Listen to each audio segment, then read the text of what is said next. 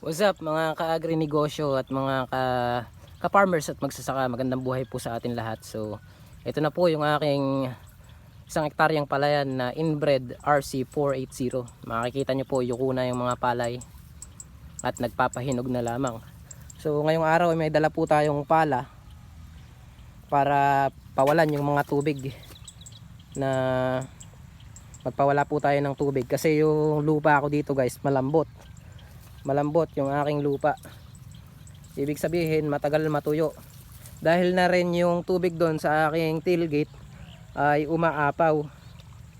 Kaya naman ngayon pa lang, kahit na medyo may berde-berde pa kagaya nito papawalan na po natin ng tubig kasi mga ano na lang to, mahigit 1 linggo pwede nang harvestin ito para naman kung sa ganun matuyo naman yung ating lupa ng konti para hindi rin